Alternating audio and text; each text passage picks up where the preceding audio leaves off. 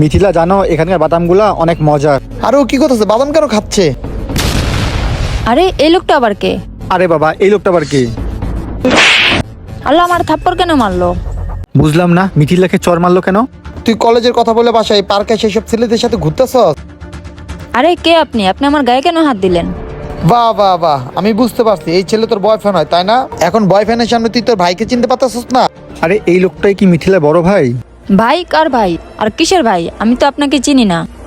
কি তুই আমাকে চিনতে পারতেছস না? আমি তোর সেই ভাই যে সারাদিন সেলম্যানের কাজ করে তোকে লেখাপড়া করাচ্ছি, তোর খরচও চালাচ্ছি। আমার টাকা পয়সার কোনো দাম নাই, লেখাপড়ায় মনোযোগ দে, এটাই তোর জন্য ভালো হবে, বুঝতে পারছস? আর এইসব ছেলেদের সাথে ঘোরাফেরা বন্ধ কর, ঠিক আছে?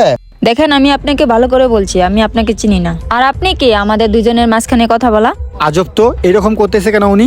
আর ভাই দেবে, আপনি কি? আপনি আমার বাদামগুলা কেন ফালাইলেন? কি বলে? আমি কি আরেকটা দেবো? আরে লোকটা কি পাগল নাকি? তোকে আমি অনেক লাই দিয়ে ফেলছি, তাই না? তাই তুই আমাকে এখন চিনতে পারতেছস না? এই মিয়া, আপনি কে? আর যেহেতু ও বলতেছে আপনাকে চিনি না, আপনি শুধু শুধু ওকে বিরক্ত করতেছেন কেন? দেখ তুই চুপ থাক, তোর জন্য আজকে আমার বোন খারাপ হয়ে গেছে গা, লেখাপড়ায় কোনো মনোযোগ দেয় না। আমি বুঝলাম না তুই ওর কি জাদু করছস, হ্যাঁ বল কি তাবিজ করছস? লাস্টবারের মতো আমি তোকে বলে দিচ্ছি, তোকে যেন আমার বোনের আশেপাশে আমি না দেখি। শোন, আরেকদিন যদি আমি তোকে দেখি না তুই আমার বোনের পিছে পিছে ঘুরতেছস, তাহলে কিন্তু তোর নামে আমি থানায় মামলা করবো নারী নির্যাতনের। তখন বুঝবি কত ধানের কত চাল, বুঝতে পারছস তুই? ফাজিল ছেলে, আর তুই এখন এখানে দাঁড়াছস কে? চল বাসায় আয়। আলম, আলম, আমার কথা শোনো। এটা কি হলো? মিথিলা বড় ভাই ওকে নিয়ে গেল? আলম, আলম, আর আপনি কে? আপনি আমার হাত কেন টানতেছেন? ছাড়েন। আরে আয়, তো কথা কইস না। ও শিট, সব প্ল্যান ওর ভাইয়ের জন্য মাটির সাথে মিশে গেল। ওর ভাইটা যে কোথা থেকে আসলো, দূর।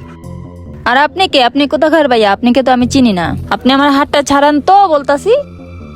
আরে আপু আমার সাথে এমন কেন করতেছে? কি হয়েছে? কথা বলছেন না কেন? কে আপনি বলেন? দেখেন আপু, আপনাকে আমি আসলেই চিনি না।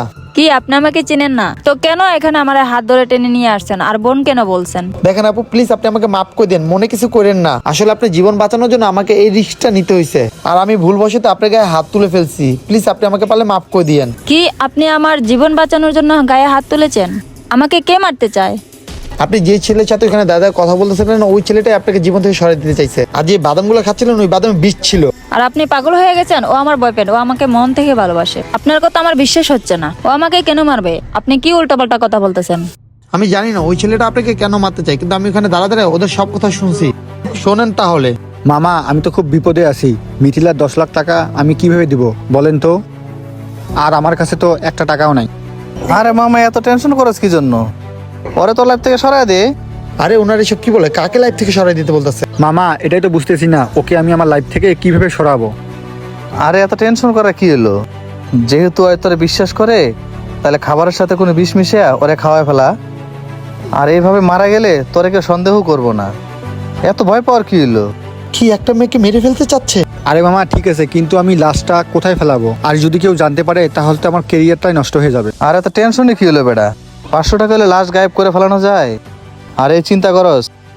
আর বাকিটা তুই জানোসই কেমনে কি করা লাগে, এগুলো আবার বলে দেওয়া লাগে? ও আচ্ছা, ঠিক আছে মামা, চলেন তাহলে। আরে ওনাদের পিছনে এখনই আমাকে যেতে হবে। এই ঘটনা ঘটছিল, বুঝতে পারছেন আপনি? দেখেন, আমি কিছু বুঝতে পারতাছি না। আপনি এসব কি বলতেছেন? আসলে আপনাকে দেখে আমার সন্দেহ হচ্ছে। শিট, আপনাকে যে আমি কি করে বোঝাবো? হ্যাঁ মনে পড়ছে, আপনার বয়ফ্রেন্ড কি আপনার থেকে 10 লাখ টাকা ধার নিছিল নাকি? কি আপনি কিভাবে জানেন টাকার বিষয়? আর এটা তো আপনার বয়ফ্রেন্ড ওই লোকটাকে বলতেছিল যে আপনার কাছ থেকে সে 10 লাখ টাকা ধার নিছে, ওইটা আপনি আবার চাচ্ছিলেন। ওর কাছে 1 টাকা নয়, এই ভয়ে না দিতে পেরে ও আপনাকে বিষ খাওয়া মাইরা ফেলাতে চাইছে। এবার আপনি ভাবেন টাকার জন্য ওর হতে পারে, আর আমি কি করে জানলাম এই বিষয়টা? যাই হোক আপু, আপনি এখন ঠান্ডা মাথায় ভাবেন, আমি কি করে জানলাম যে আপনার বয়ফ্রেন্ড আপনার থেকে 10 লাখ টাকা ধার নিছিল? আমি শুধু আপনার জীবন বাঁচানোর জন্য এই কাজগুলো করলাম। যাই হোক ম্যাম, আমি কিন্তু একজন সেলম্যান। আজকে যদি আমি টার্গেট না পূরণ করতে পারি আমার চাকরি চলে যেতে পারে। আমার তো কোনো লাভ নেই আপনার পিছু পিছু ঘুরে, তাই না? আর আপনার জীবনটা বাঁচায়া। হ্যাঁ, এটা তো ভাবার বিষয়। আপনি কিভাবে জানেন আমি ওকে 10 লাখ টাকা দিছি? টাকাটা আমার আর্জেন্ট দরকার, এজন্য গতকাল ওর কাছে আমি চাইছিলাম। এখন আমার কথা আপনার বিশ্বাস আছে? আপনার ওই বয়ফ্রেন্ডটা একদমই ভালো না। ওই ছেলের সাথে আপনি আর মিলামেশা করেন না, ঠিক আছে ম্যাম? টাকা গেলে টাকা পাবেন, কিন্তু জীবন একবার চলে গেলে আর জীবনটা পাবেন না। আপনাকে আমি কেন বাঁচিয়েছি আপনি জানেন? কারণ আপনার মতো একটা ছোট বোন আছে আমার বাসায়। আমি আমার বোন মনে করে আপনাকে বাঁচিয়েছি। তবু যদি আমার কথা আপনার বিশ্বাস না হয় না, আপনি যেতে পারেন। পরবর্তীতে আপনার লাইফে কি হবে এটার গ্যারান্টি আমি আর দিতে পারবো না। আমি কি সব সত্য বললাম না মিথ্যা বললাম তখন আপনি যাচাই করতে পারবেন। ওখানে কিন্তু আপনার ভালোবাসার টাকা ওয়েট করতেছে না, আপনার মরণ ওখানে ওয়েট করতেছে। ভালো থাকবেন ম্যাম। ভাইয়া শুনেন, বন্ধুরা, ভালোবাসলে ভালো মানুষকে ভালোবাসবেন, যে টাকার জন্য ভালোবাসে তাকে কখনো ভালোবাসবেন না। আমাদের এই ভিডিওটা আপনাদের কাছে একটু ভালো লেগে থাকলে অবশ্যই বেশি বেশি শেয়ার করবেন। ধন্যবাদ সবাইকে ভিডিও দেখার জন্য। কমেন্টস লাইক করতে ভুলবেন না কিন্তু।